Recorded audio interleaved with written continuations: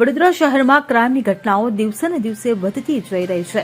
નાની નાની વાતમાં હત્યાની ઘટના જાણે કે સામાન્ય બાબત બની ગઈ હોય તેવું લાગી રહ્યું છે, જેથી શહેરમાં કાયદો અને વ્યવસ્થાની સ્થિતિ પર સવાલો ઉઠી રહ્યા છે. તેવામાં વડોદરા જિલ્લાના સાવલી તાલુકામાંથી ફરી એકવાર ક્રાઇમની આવી જ એક ઘટના સામે આવી છે. મળતી માહિતી મુજબ સાવલી તાલુકાના અમરાપુરા ગામે બાઇક ચાલકનું શંકાસ્પદ મોત થતાં ચકચાર મચી જવા પામી છે. જેમાં આજરોજ વહેલી સવારે યુવકની હત્યાની અફવાને પગલે લોકોના ટોળા ઘટનાસ્થળે ઉમટી પડ્યા હતા. જે બાદ આ અંગે પોલીસને જાણ કરતા તાલુકા પોલીસ ઘટનાસ્થળે આવી પહોંચી હતી અને આ ઘટના મામલે તપાસ હાથ ધરી હતી. ત્યારે પોલીસની પ્રાથમિક તપાસમાં આ યુવક અજબપુરા ગામનો હોવાનું જાણવા મળ્યું છે.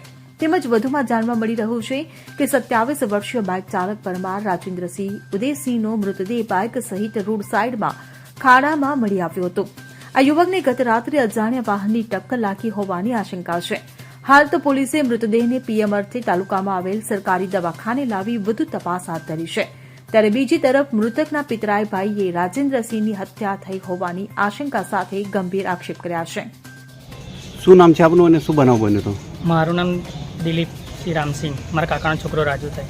કાલ સવારે સોદના ઘરે એમ કહીને કે પ્રસંગમાં જવાનું નીકળી ગયો. પછી અમને તો ગયો છે, મેં રાત્રે નહીં આવ્યો. ફોન માર્યા પણ ફોન જ નહીં પડે. અને સવારે અમારા કોઈના બીજા મોબાઈલથી ફોન આવ્યો કે આવું વસ્તુ થયું છે. તે અમે સવારે 8:30 દોડી આવ્યા તો બાઇક સામે પડેલું, મર્ડર જ થઈ ગયું છે. તમને શું લાગે છે કેવી રીતે મર્ડર થયું છે? પછી સાહેબ મર્ડર જ થયું છે, એક્સિડન્ટ થયું તો આપણે બધી ખબર પડે એમ.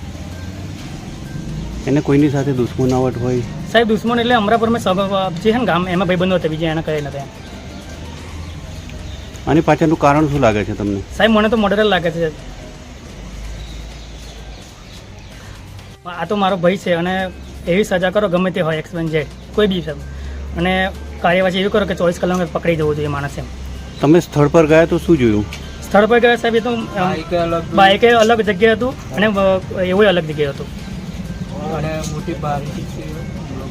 હા, હુમલો મોટો લોકોએ કર્યો છે. ઇકબાલ લુહાર સાથે CN24 ન્યૂઝ સાવલી. હવે જુઓ દેશ દુનિયાની તમામ ખબરો તમારી આંગળીના ટેરવે. ઉઠાવો મોબાઈલ અને Google Play Store પરથી ડાઉનલોડ કરો અમારી CN24 ન્યૂઝ મોબાઈલ એપ.